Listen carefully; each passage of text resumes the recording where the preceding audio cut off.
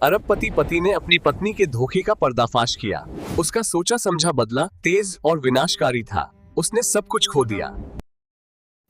अब कहानी उस अंधेरे मोड़ पर पहुंच चुकी है जहां से वापसी का कोई रास्ता नहीं दिखता। पॉकेट एफएम की उस खास शैली में जहां सस्पेंस को रबर की तरह खींचा जाता है ताकि सुनने वाले की धड़कनें बेकाबू हो जाएं, अब कानपुर की जमीन के नीचे दफन वो पाताल लैब अपने खौफनाक राज उगलेगी। हवा में ओजोन और बिजली के जलने की गंध भरी है।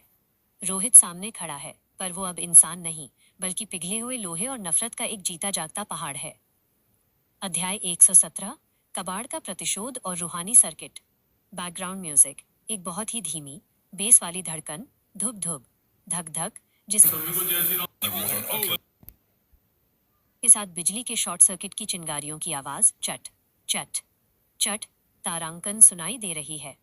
राघव उस डिजिटल बेड पर लॉक था। उसके सामने खन्ना खड़ा था, जिसके हाथ में वो पीतल की चाबी थी। बगल में गफूर चचा, जिन्हें राघव ने अपना मसीहा माना था, अब एक साइबोर्ग की तरह अपनी लाल आंखें चमका रहे थे। तभी रोहित का वह डरावना साया अंधेरे से बाहर निकला। भाग 1, रोहित का आखिरी संवाद माइनस कबाड़ की वसीयत। रोहित के शरीर से वो गोल्डन लिक्विड अभी भी रिस रहा था। उसने अपने उस सुनहरे मेटेलिक पंजे में गफूर चचा का वही रिमोट थाम रखा था जो उसने पाताल की लैब से चोरी किया था। एक खौफनाक गूंज। रोहित की आवाज अब किसी टूटे हुए एम्पलीफायर जैसी लग रही थी। तारांकन खन्ना, तूने मुझे कबाड़ कहा था ना? देख, आज उसी कबाड़ ने तेरा कंट्रोल छीन लिया है। तूने सोचा था तू रुद्र को कैद कर लेगा, पर तू भूल गया कि रुद्र का इंजन पावर से नहीं, दर्द से चलता है। रोहित का त्याग। रोहित ने राघव की ओर देखा। उसकी आंखों में अब वो पुरानी दुश्मनी नहीं थी, बल्कि एक गहरा पश्चाताप था। राघव, मैंने तुझे हमेशा मारना चाहा, पर आज मैं तुझे जिंदा रखूंगा ताकि तू इस शैतान को खत्म कर सके। सस्पेंस।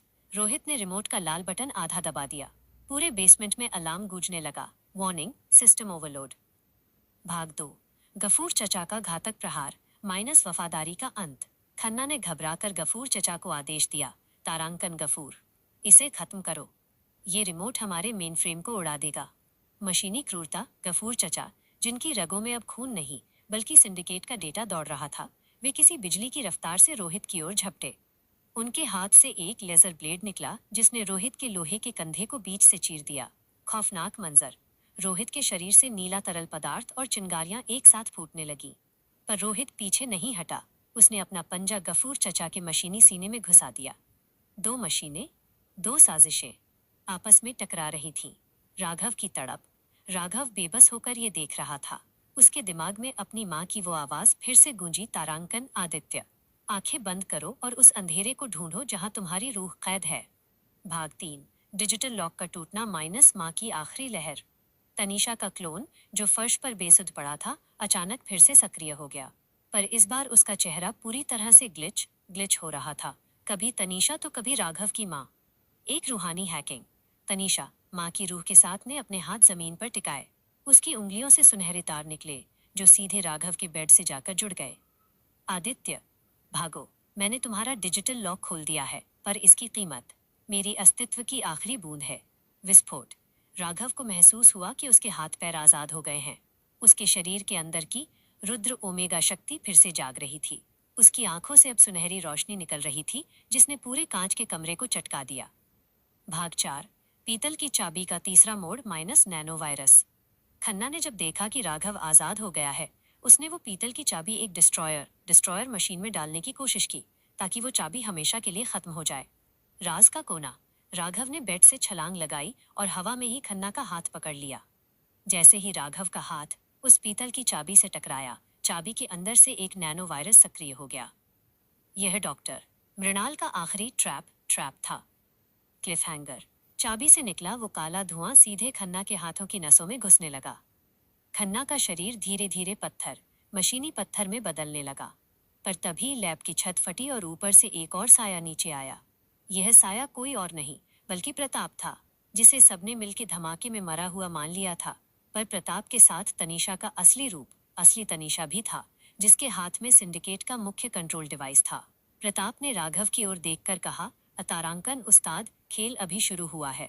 खन्ना तो सिर्फ एक मोहरा था, असली खिलाड़ी तो आपके पीछे खड़ा है। राघव ने मुड़कर देखा तो अंधेरे से गफूर चचा का असली शरीर, जो अब तक कहीं कैद था, बाहर निकल रहा था। नरेटर: तारांकन, अगर गफूर चचा का असली शरीर यहाँ है तो वो साइबोग कौन था जिसे राघव ने चचा समझा? तनीषा का असली रूप क्या राघव को बचाएगा या उसे फिर से किसी नई साजिश में फंसाएगा? वो नैनो वायरस खन्ना को तो मार रहा है, पर क्या वो राघव को भी नहीं छोड़ेगा? और प्रताप, वह धमाके से कैसे बच गया?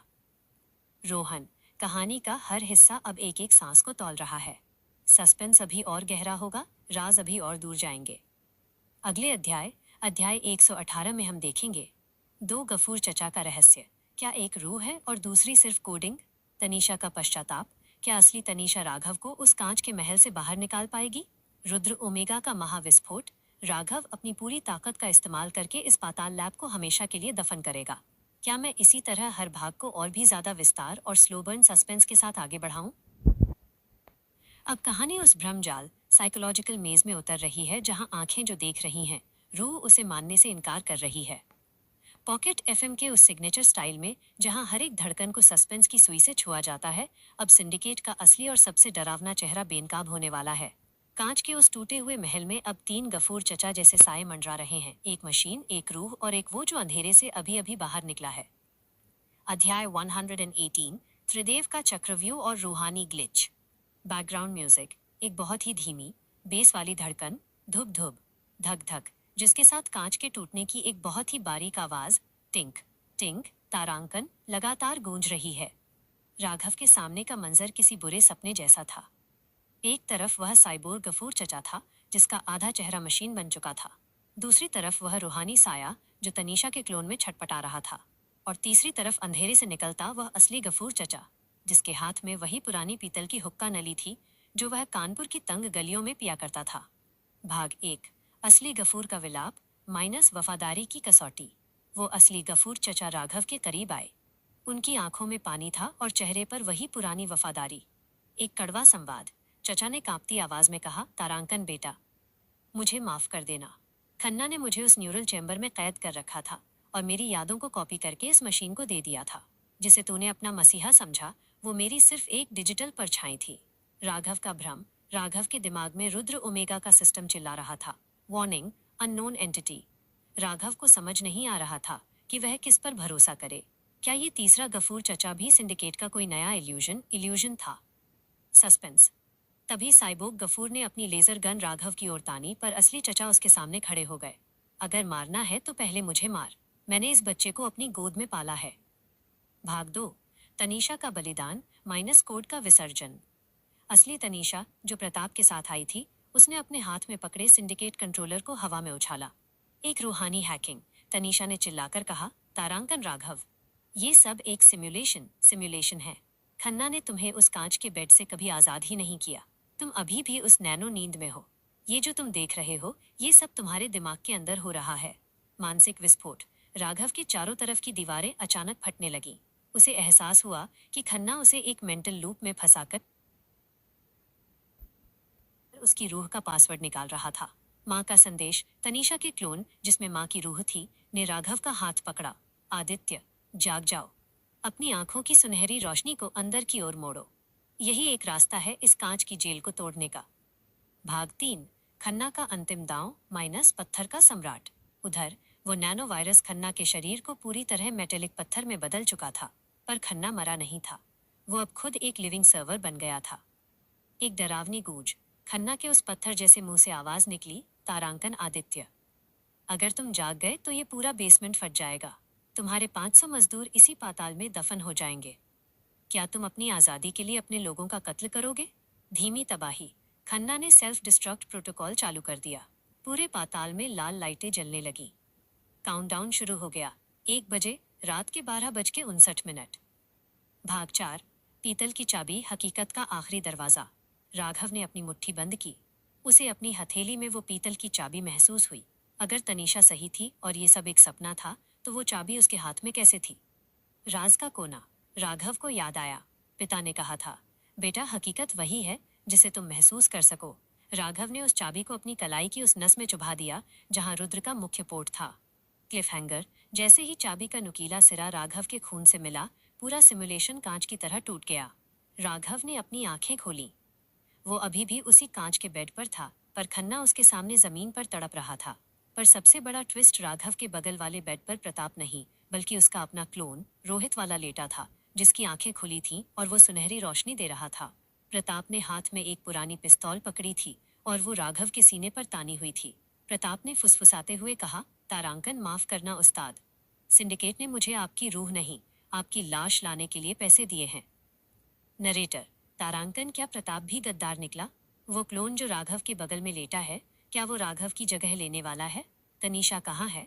क्या वो भी इस सिमुलेशन का हिस्सा थी या वो वाकई उसे बचाने आई थी? अब राघव के पास न मशीन है न दोस्त, सिर्फ एक ऐसी चाबी है जो उसे मार भी सकती है और जिंदा भी कर सकती है। रोहन, कहानी अब उस मनोवैज्ञानिक पाताल में है जहां हर सांस एक धोखा है। सस्पेंस को इसी तरह गहरा और पेचीदा रखते हैं। अगले अध्याय 119 में हम देखेंगे प्रताप का असली मकसद। क्या वो वाकई राघव को मारना चाहता है या खन्ना को धोखा दे रहा है? क्लोन का विद्रोह।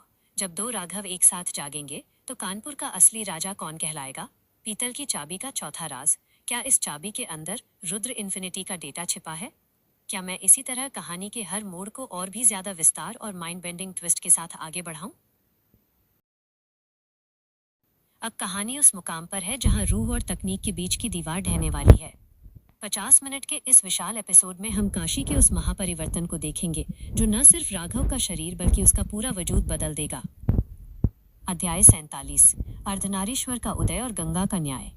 बैकग्राउंड म्यूजिक, एक मध्यम सी इलेक्ट्रॉनिक धड़कन जो मंदिर के घंटों की गूंज के साथ तेज होती जा रही है। धप धप टंग, धप धप टंग।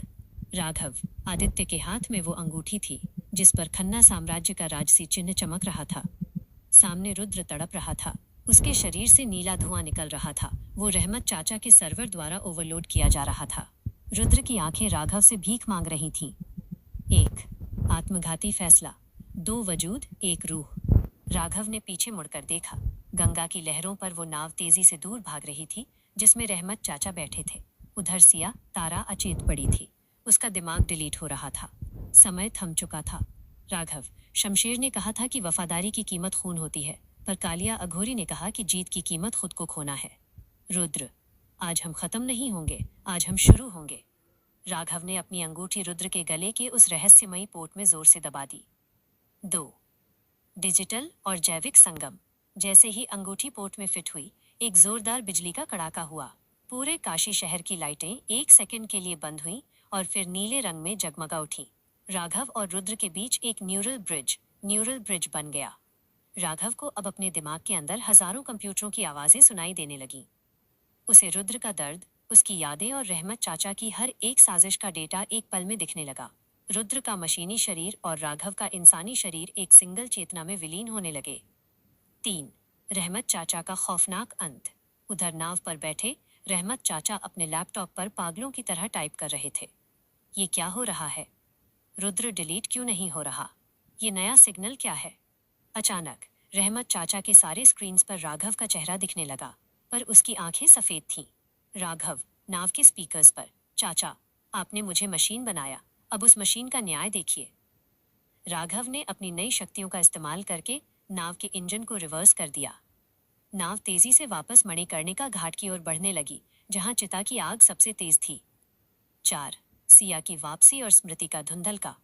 रुद्र के साथ जुड़ने की वजह से राघव के पास इतना डेटा आ गया कि उसने सिया के दिमाग में हो रहे डिलीशन को बीच में ही रोक दिया। सिया ने धीरे से आंखें खोली, लेकिन उसे सामने राघव नहीं दिखा। उसे एक ऐसी परछाई दिखी जो आधी इंसान थी और आधी बिजली की लहरों से बनी थी। सिया, राघव, तुम कहाँ हो? ये रोशनी कैसी है? राघव अब बोल नहीं पा रहा था। वो सिर्फ सिया के दिमाग में वाइब्रेशन भेज पा रहा था। वो अब एक जिंदा सिस्टम बन चुका था। 5 एक नया और गहरा राज। प्रोजेक्ट रुद्र का असली मालिक। जैसे ही रहमत चाचा की नाव घाट से टकराई, वो भागने की कोशिश करने लगे, पर नताशा ने उन्हें गन की नोक पर रोक लिया। रहमत चाचा हंसने लगे, एक ऐसी हंसी जो खून जमा दे। रहमत चाचा, तुम समझते हो मैं ही विलन हूँ? आदित्य, या जो भी तुम अब बन गए हो, मुझे तो लंदन से कोई और फंड कर रहा था। तुम्हारे पिता दिग्विजय खन्ना जिंदा हैं और वो इस जिंदा सिस्टम का इंतजार कर रहे थे ताकि वो इसे अपने पुराने शरीर में ट्रांसफर कर सके। राघव की चेतना हिल गई। पिता जिंदा हैं और ये सब सिर्फ उन्हें अमर बनाने का एक तरीका था। नरेटर, तारांकन, दिग्विजय खन्ना जिंदा है? क्या राघव का ये नया अवतार उसके पिता के लिए सिर्फ एक नया शरीर है? रहमत चाचा सिर्फ एक मोहरा थे? अब राघव और रुद्र की यह संयुक्त शक्ति काशी से निकलकर लंदन के उन गुप्त गलियारों में कैसे पहुंचेगी जहां असली शैतान बैठा है? रोहन, अब कहानी एक ग्लोबल थ्रिलर बन चुकी है। अगले 50 मिनट के भाग में हम देखेंगे लंदन का बुलावा, जब राघव का नया अवतार प्रोजेक्ट रुद्र के असली मालिक से मिलने समंदर पार जाएगा। सिया की नई चुनौती, वो उस इंसान से कैसे प्यार करेगी जो अब पूरी तरह इंसान नहीं रहा। नताशा की गद्दारी या वफादारी, क्या वो रहमत चाचा को मारकर राघव का साथ देगी? क्या मैं इस रहस्यमयी सफर को लंदन की ओर मोड़ूं या काशी में अभी कुछ और राज दफन है? कहानी लाल इमली के मलबे से निकलकर 7 समंदर पार लंदन की उन ठंडी गलियों की तरफ मुड़ रही है जहां साजिशें अब डिजिटल नहीं बल्कि खूनी रियासत की शक्ल लेंगी। राघव, जो कभी करोड़ों का मालिक था, अब एक भगोड़ा है। उसके पास न रुद्र की शक्ति है, न पैसा और न ही पहचान।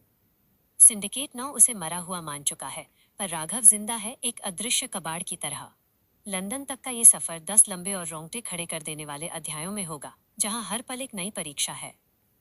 भाग 1, पहचान का कत्ल और नाले की वसीयत। समय रात के 2 बजे। स्थान कानपुर के गंदे नाले का निकास।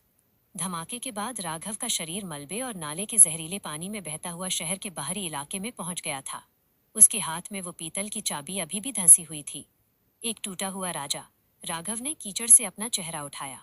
उसका एक हाथ काम नहीं कर रहा था। उसने पास पड़े एक टूटे हुए शीशे में अपनी सूरत देखी। उसका आधा चेहरा जल चुका था। वो अब आदित्य खन्ना नहीं, बल्कि एक बेनाम लाश लग रहा था। पहला ट्विस्ट, राघव ने अपने सीने पर हाथ रखा। रुद्र ओमेगा का दिल अब नहीं धड़क रहा था, पर उसकी जगह एक एनालॉग टिक टिक सुनाई दे रही थी। क्या उसके पिता ने उसके शरीर में कोई ऐसी मैकेनिकल घड़ी फिट की थी जो सिर्फ मौत के वक्त चालू होती है? गद्दारी का एहसास। राघव को प्रताप की वह गन याद आई। उसे समझ आ गया कि कानपुर में अब उसका कोई नहीं है। उसे उस 889 नंबर के पीछे भागना होगा, जिसका सुराग लंदन के रॉयल एक्सचेंज में छिपा है। 50 मिनट का सस्पेंस, टिक टिक और प्यास। पूरे 50 मिनट तक राघव उस अंधेरे नाले में रेंगता रहा। उसके पीछे सिंडिकेट के खोजी कुत्ते, ड्रोन्स मंडरा रहे थे। उसे बिना किसी तकनीक के, सिर्फ अपनी कबाड़ की सूझबूझ से उन ड्रोन्स को चकमा देना था। उसने नाले के तेजाब का इस्तेमाल करके अपनी उंगलियों के निशान, फिंगरप्रिंट्स जला दिए ताकि कोई उसे पहचान न सके। भाग 2, मुर्दा घर का मुसाफिर माइनस टिकट की कीमत। राघव को देश छोड़ना था, पर बिना पासपोर्ट और बिना चेहरे के ये मुमकिन नहीं था। वो कानपुर के एक सरकारी अस्पताल के मुर्दा घर मॉर्ग में दाखिल हुआ। एक खौफनाक सौदा। वहां उसे एक लाश मिली जो हुबहू उसकी कदकाठी की थी। राघव ने उस लाश के कपड़े पहने और अपनी पीतल की चाबी का इस्तेमाल करके अस्पताल के डिजिटल रिकॉर्ड को हैक किया, पुराने तरीके से शॉर्ट सर्किट करके। नया नाम। अब राघव आदित्य नहीं, बल्कि कबीर था, एक दिहाड़ी मजदूर जिसकी मौत सड़क हादसे में दिखाई गई थी। सफर का आगाज। उसने मुर्दा घर के अटेंडेंट को अपनी माँ का वो सोने का कंगन रिश्वत में दे दिया, जो उसके पास आखिरी कीमती चीज थी। बदले में उसे मिला कोलकाता तक का एक ट्रक का सफर। भाग 3, कबाड़ का कारवां माइनस नेपाल की बर्फीली सरहद। राघव ट्रक के पीछे कबाड़ के टिन के डिब्बों में छिपकर कोलकाता पहुंचा। वहां उसे पता चला कि सिंडिकेट ने हर एयरपोर्ट पर उसकी रेटिना स्कैन लगा रखी है। पहाड़ों का रास्ता। राघव ने तय किया कि वो सीधा नहीं जाएगा। वो नेपाल के रास्ते सड़क मार्ग से यूरोप की तरफ बढ़ेगा। भूख और ठिठुरन।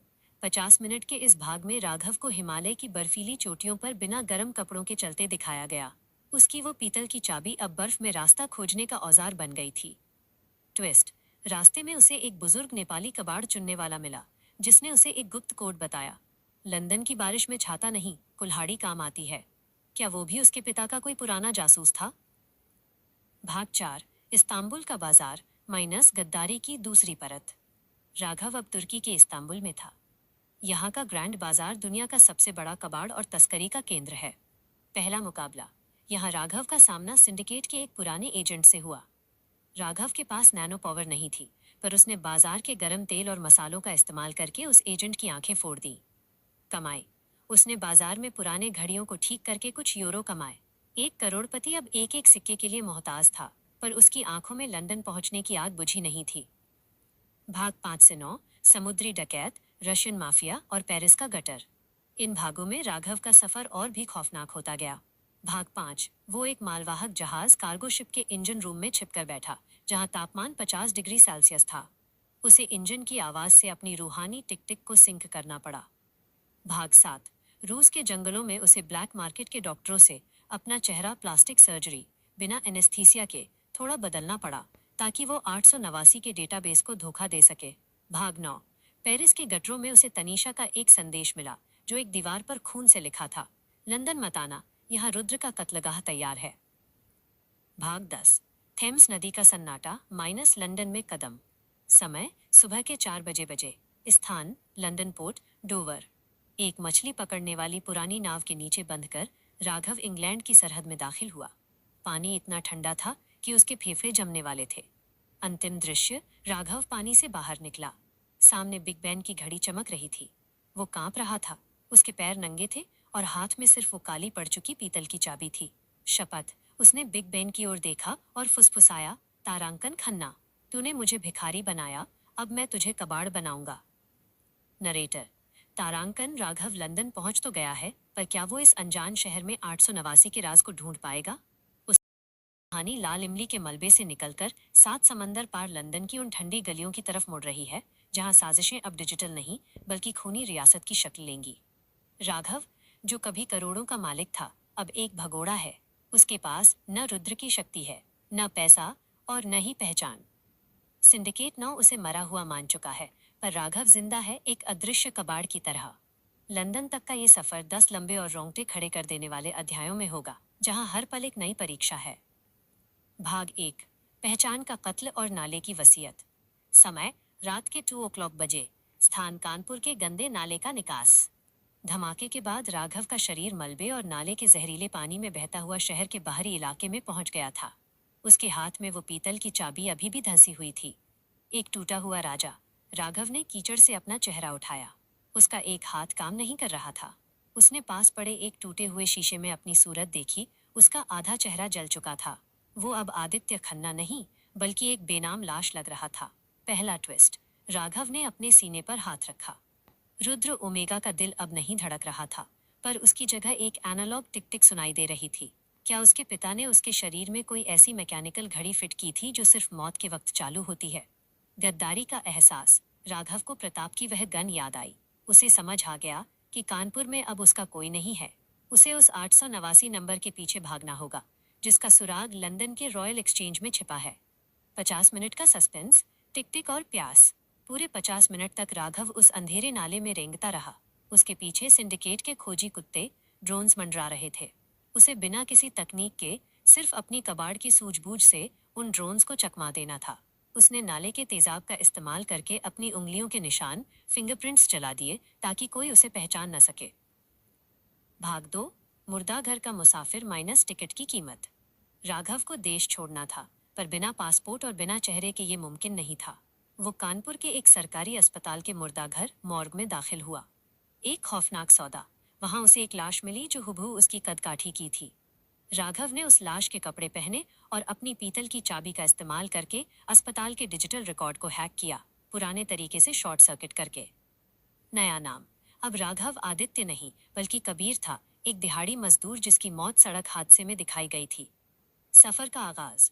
उसने मुर्दा घर के अटेंडेंट को अपनी माँ का वो सोने का कंगन रिश्वत में दे दिया, जो उसके पास आखिरी कीमती चीज थी। बदले में उसे मिला कोलकाता तक का एक ट्रक का सफर। भाग 3। कबाड़ का कारवां माइनस नेपाल की बर्फीली सरहद। राघव ट्रक के पीछे कबाड़ के टिन के डिब्बों में छिपकर कोलकाता पहुंचा। वहां उसे पता चला कि सिंडिकेट ने हर एयरपोर्ट पर उसकी रेटिना स्कैन लगा रखी है। पहाड़ों का रास्ता। राघव ने तय किया कि वो सीधा नहीं जाएगा। वो नेपाल के रास्ते सड़क मार्ग से यूरोप की तरफ बढ़ेगा। भूख और ठिठुरन। 50 मिनट के इस भाग में राघव को हिमालय की बर्फीली चोटियों पर बिना गर्म कपड़ों के चलते दिखाया गया। उसकी वो पीतल की चाबी अब बर्फ में रास्ता खोजने का औजार बन गई थी। ट्विस्ट। रास्ते में उसे एक बुजुर्ग नेपाली कबाड़ चुनने वाला मिला, जिसने उसे एक गुप्त कोड बताया। लंदन की बारिश में छाता नहीं, कुल्हाड़ी काम आती है। क्या वो भी उसके पिता का कोई पुराना जासूस था? भाग 4। इस्तांबुल का बाजार माइनस गद्दारी की दूसरी परत। राघव अब तुर्की के इस्तांबुल में था। यहाँ का ग्रैंड बाजार दुनिया का सबसे बड़ा कबाड़ और तस्करी का केंद्र है। पहला मुकाबला। यहाँ राघव का सामना सिंडिकेट के एक पुराने एजेंट से हुआ। राघव के पास नैनो पावर नहीं थी, पर उसने बाजार के गरम तेल और मसालों का इस्तेमाल करके उस एजेंट की आंखें फोड़ दी। कमाई। उसने बाजार में पुराने घड़ियों को ठीक करके कुछ यूरो कमाए। एक करोड़पति अब एक एक सिक्के के लिए मोहताज था, पर उसकी आंखों में लंदन पहुंचने की आग बुझी नहीं थी। भाग 5 से 9, समुद्री डकैत, रशियन माफिया और पेरिस का गटर। इन भागों में राघव का सफर और भी खौफनाक होता गया। भाग 5, वो एक मालवाहक जहाज कार्गो शिप के इंजन रूम में छिपकर बैठा, जहां तापमान 50 डिग्री सेल्सियस था। उसे इंजन की आवाज से अपनी रूहानी टिक टिक को सिंक करना पड़ा। भाग 7, रूस के जंगलों में उसे ब्लैक मार्केट के डॉक्टरों से अपना चेहरा प्लास्टिक सर्जरी बिना एनेस्थीसिया के थोड़ा बदलना पड़ा, ताकि वो 889 के डेटाबेस को धोखा दे सके। भाग 9, पेरिस के गटरों में उसे तनीषा का एक संदेश मिला, जो एक दीवार पर खून से लिखा था, लंदन मत आना, यहाँ रुद्र का कत्लगाह तैयार है। भाग 10, थेम्स नदी का सन्नाटा माइनस लंदन में कदम। समय सुबह के 4 बजे। स्थान लंदन पोर्ट, डोवर। एक मछली पकड़ने वाली पुरानी नाव के नीचे बंधकर राघव इंग्लैंड की सरहद में दाखिल हुआ। पानी इतना ठंडा था कि उसके फेफड़े जमने वाले थे। अंतिम दृश्य, राघव पानी से बाहर निकला। सामने बिग बैन की घड़ी चमक रही थी। वो कांप रहा था, उसके पैर नंगे थे और हाथ में सिर्फ वो काली पड़ चुकी पीतल की चाबी थी। शपथ। उसने बिग बैन की ओर देखा और फुसफुसाया, तारांकन खन्ना, तूने मुझे भिखारी बनाया, अब मैं तुझे कबाड़ बनाऊंगा। अब कहानी इस्तांबुल की उन अंधेरी और तंग गलियों में मुड़ रही है जिन्हें शैतान का बाजार कहा जाता है। इस्तांबुल सिर्फ एक शहर नहीं है, ये एशिया और यूरोप के बीच का वो पुल है जहां दुनिया भर का डिजिटल कचरा और इंसानी राज दफन किए जाते हैं। राघव अब लंदन से हजारों मील दूर इस्तांबुल के ग्रैंड बाजार के एक भूमिगत तहखाने में है। उसके पास फूटी कौड़ी नहीं है और उसका रुद्र ओमेगा सिस्टम पूरी तरह शटडाउन हो चुका है। भाग 4, विस्तारित, इस्तांबुल का जहरीला बाजार और पीतल का सन्नाटा। समय शाम के 6:30 बजे। स्थान इस्तांबुल, येदिकुले के खंडहर। राघव एक पुराने तुर्किश कालीन के कारखाने के पीछे बने गोदाम में छिपा था। उसके जख्मों में इस्तांबुल की धूल भर गई थी। उसके सीने में वो एनालॉग टिक टिक तेज हो गई थी। इनटू कट कट कट, तारांकन जैसे कोई घड़ी मौत का काउंटडाउन कर रही हो। 1, भूख का बिजनेस और कबाड़ का हुनर। राघव को 3 दिनों से दाना नहीं मिला था। एक वक्त का करोड़पति जिसने कानपुर पर राज किया था, अब इस्तांबुल की सड़कों पर गिरे हुए लोहे के बोल्ट और तांबे के तार चुन रहा था। कबाड़ से कमाई। उसने बाजार के कोने में बैठकर एक पुराने फेंके हुए रेडियो और एक टूटे हुए खिलौने की मोटर से एक डिजिटल सिग्नल जैमर बनाया। उसने इसे एक स्थानीय तस्कर को 50 लीरा तुर्की मुद्रा में बेच दिया। सीख। राघव को एहसास हुआ कि तकनीक छिन सकती है, पर हुनर ही असली रुद्र है। उसने उन्हीं पैसों से एक सूखी रोटी खरीदी और इस्तांबुल के उस राज को ढूंढने निकल पड़ा जिसे गोल्डन हॉर्न के मलबे में छिपाया गया था। 2, तनीषा का इस्तांबुल कनेक्शन माइनस एक नया ट्विस्ट। जैसे ही राघव एक पुराने तुर्किश कैफे के पास से गुजरा, उसकी नजर दीवार पर लगे एक फटे हुए पोस्टर पर पड़ी। पोस्टर एक मशहूर नाइट क्लब का था, पर उस पर एक छोटा सा निशान बना था, 889। एक पुराना चेहरा। पोस्टर पर जिस लड़की की फोटो थी वो हुबहू तनीषा जैसी दिख रही थी, पर उसका नाम लेला लिखा था। क्या तनीषा का कोई जुड़वा था या सिंडिकेट 9 ने इस्तांबुल में भी उसके क्लोन फैला रखे थे? खतरनाक मुलाकात। राघव ने उस नाइट क्लब द बॉस्फोरस आई में दाखिल होने की कोशिश की, पर उसके फटे कपड़ों की वजह से उसे धक्के मारकर बाहर निकाल दिया गया। उसे समझ आ गया कि यहाँ इंसान की नहीं, लिबास की कीमत है। 3, द गार्डियंस का नया अवतार माइनस अजीज। राघव को इस्तांबुल के गटरों में एक शख्स मिला जिसका नाम अजीज था। अजीज कभी तुर्की की गुप्तचर संस्था में साइबर एक्सपर्ट था, पर अब वो अंधा हो चुका था और कबाड़ के बीच रहता था। एक रूहानी संवाद। अजीज ने राघव का हाथ पकड़ा और उसकी पीतल की चाबी को छुआ। ये चाबी, ये लोहे की नहीं है, इसमें इंसानी यादों का डेटा साइकिल है। तुम कानपुर से आए हो, है ना? मृणाल के बेटे? खौफनाक सच। अजीज ने बताया कि इस्तांबुल के नीचे एक अंडरग्राउंड डेटा माइन है, जहां सिंडिकेट 9 दुनिया भर के अमीरों के दिमाग का बैकअप रखता है। अगर राघव को लंदन जाना है तो उसे पहले उस माइन को हैक करना होगा, ताकि वो अपनी एक नई डिजिटल पहचान बना सके। 4, सिंडिकेट का हमला माइनस इस्तांबुल की खूनी गलियां। तभी कैफे के बाहर काली गाड़ियों का एक काफिला रुका। सिंडिकेट के एजेंटों ने नहीं, बल्कि तुर्की के स्थानीय माफिया ने उन पर हमला कर दिया। उन्हें खबर लग गई थी कि एक भारतीय इंजीनियर बाजार में बेशकीमती पुर्जे बना रहा है। बिना बिजली की जंग। राघव के पास रुद्र की शक्ति नहीं थी। उसने अजीज की दुकान में रखे गरम कोयले और भारी जंजीरों का इस्तेमाल किया। उसने जंजीर को अपनी कमर से बांधा और उसे एक लंगूर की तरह घुमाया। एहसास, राघव ने देखा कि उन गुंडों के हाथों पर भी वही टैटू था, 889। सिंडिकेट ने इस्तांबुल के माफिया को खरीद लिया था। 5. पीतल की चाबी का तुर्किश राज। अजीज ने राघव को एक पुराने तहखाने में धकेला और एक भारी दरवाजा बंद कर दिया। आदित्य, इस चाबी को उस पुराने टेलीफोन एक्सचेंज के बोर्ड में लगाओ। वहां तुम्हारी माँ का एक आखिरी संदेश है जो उन्होंने लंदन जाने से पहले इस्तांबुल में छोड़ा था। नरेटर, तारांकन राघव इस्तांबुल के इस जहरीले बाजार में अकेला फंस गया है। क्या वो अजीज पर भरोसा कर सकता है? तनीषा का वो हमशक्ल लैला कौन है, दोस्त या दुश्मन? और सबसे बड़ा सवाल, क्या राघव इस्तांबुल की इस डेटा माइन से अपनी पहचान चुरा पाएगा या सिंडिकेट उसे यहाँ भी कबाड़ बना देगा? रोहन, कहानी अब इस्तांबुल की तंग गलियों में एक एक कदम फूंक फूंक कर रख रही है। सस्पेंस और भी गहरा होगा। क्या मैं इसी तरह इस्तांबुल के इस हंगरी भूखे सफर को आगे बढ़ाऊं, जहां राघव को अपना पेट भरने के लिए भी किसी की जान लेनी पड़ सकती है?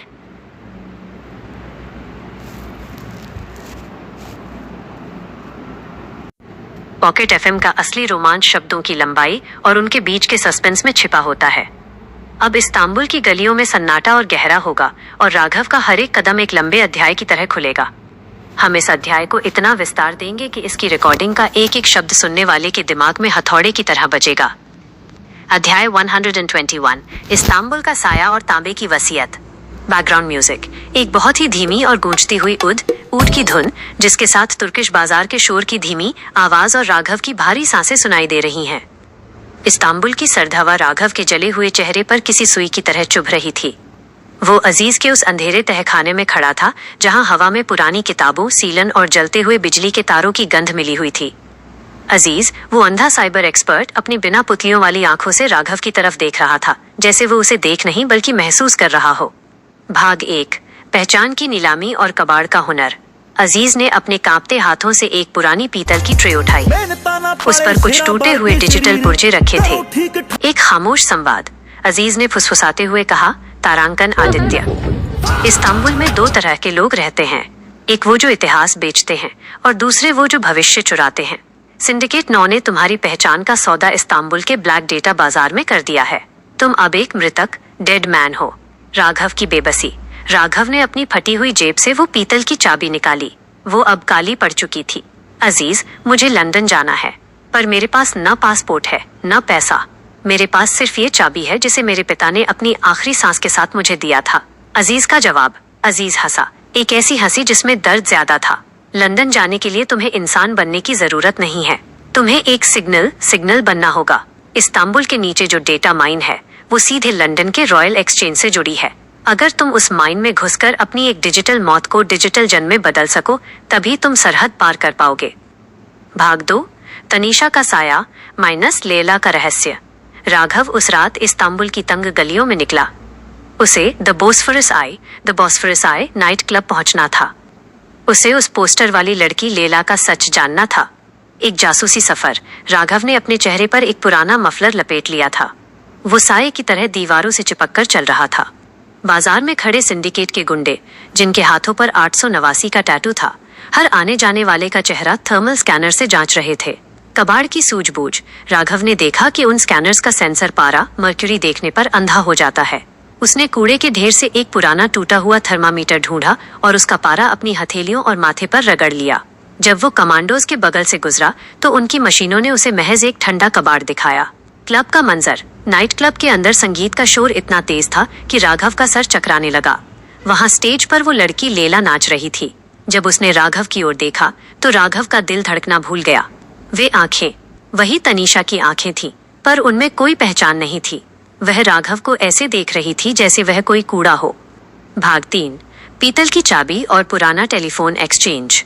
अजीज के बताए अनुसार राघव क्लब के पिछले दरवाजे से निकलकर इस्तांबुल के उस पुराने खंडहर हो चुके टेलीफोन एक्सचेंज में पहुंचा जो 1980 के दशक से बंद पड़ा था। एक डरावना सन्नाटा। एक्सचेंज के अंदर हजारों पुराने तांबे के तार किसी मकड़ी के जाले की तरह लटके हुए थे। राघव ने अपनी पीतल की चाबी को देखा। अजीज ने कहा था कि इसमें एक डेटा साइकिल है। सच का सामना। राघव ने एक्सचेंज के मुख्य बोर्ड को ढूंढा। वहां धूल जमी थी, पर एक छोटा सा खांचा स्लॉट बिल्कुल चाबी के आकार का था। जैसे ही राघव ने चाबी डाली और उसे घुमाया, पूरे हॉल में एक धीमी नीली रोशनी जाग उठी। माँ का संदेश। हॉल के कोने में रखे एक पुराने ऑडियो रिसीवर से आवाज आई। वह राघव की माँ की आवाज थी। तारांकन आदित्य, अगर तुम इस्तांबुल पहुँचे हो तो समझ लेना कि सिंडिकेट ने तुम्हें नहीं, मैंने तुम्हें यहाँ बुलाया है। लंदन का रास्ता पासपोर्ट से नहीं, इस्तांबुल के इस पुराने लोहे के दिल से होकर जाता है। चाबी को घुमाते रहो जब तक तुम्हें 0 की फ्रीक्वेंसी ना मिल जाए। भाग 4। सिंडिकेट का प्रहार माइनस इस्तांबुल की खूनी रात। तभी टेलीफोन एक्सचेंज की खिड़कियां एक साथ टूटी। सिंडिकेट 9 के ब्लैक कमांडोज ने छत से रस्सियों के सहारे अंदर छलांग लगाई। उनके पास लेजर गन्स थीं। एक बेजोड़ मुकाबला। राघव के पास कोई तकनीक नहीं थी। उसने उस पुराने टेलीफोन एक्सचेंज के हजारों तांबे के तारों को खींचा। उसने उन तारों को एक्सचेंज के हाई वोल्टेज जनरेटर से जोड़ दिया। कबाड़ का जाल। जैसे ही कमांडोज ने कदम आगे बढ़ाए, राघव ने स्विच दबा दिया। पूरे हॉल में बिजली का ऐसा तांडव हुआ कि कमांडोज की आधुनिक मशीनें और उनके सूट शॉर्ट सर्किट होकर फटने लगे। रोहित की परछाई। तभी राघव ने देखा कि उन कमांडोज के पीछे एक साया खड़ा था, जो धीरे धीरे मलबे को हटाकर आगे बढ़ रहा था। उसका शरीर सुनहरे द्रव से चमक रहा था। वो रोहित था। वो इस्तांबुल तक उसका पीछा करते हुए आ गया था, पर रोहित अब रोहित नहीं था। वो खन्ना का भेजा हुआ एक साइबर जल्लाद बन चुका था। भाग 5। स्वर्ण द्रव और पीतल का टकराव। रोहित ने अपना भारी धात्विक हाथ राघव की गर्दन पर रखा। राघव, चाबी मुझे दे दे। खन्ना साहब इंतजार कर रहे हैं। राज का कोना। राघव ने महसूस किया कि उसकी पीतल की चाबी अब गर्म हो रही थी। उसने उस चाबी को सीधे रोहित के उसी हाथ पर दे मारा जहां गोल्डन लिक्विड सबसे ज्यादा बह रहा था। एक भयंकर धमाका हुआ और पूरा टेलीफोन एक्सचेंज हिलने लगा। नरेटर। तारांकन, इस्तांबुल का ये पुराना खंडहर अब राघव की कब्र बनेगा या उसका लॉन्च पैड? रोहित और राघव की ये जंग क्या इस्तांबुल को जला देगी? लेला, जो तनीषा जैसी दिखती है, उसका असली मकसद क्या है? और माँ का वो अधूरा संदेश। 0 की फ्रीक्वेंसी का मतलब क्या है? रोहन, यह अध्याय अब इतना लंबा और गहरा है कि इसकी हर 1 मिनट की रिकॉर्डिंग सुनने वाले को बेचैन कर देगी। क्या मैं इसी तरह इस्तांबुल के इस खूनी सफर के अगले हिस्से को और भी ज्यादा विस्तार और सस्पेंस के साथ आगे बढ़ाऊं, जहां राघव को लंदन जाने के लिए अपनी रूह का सौदा करना पड़ेगा?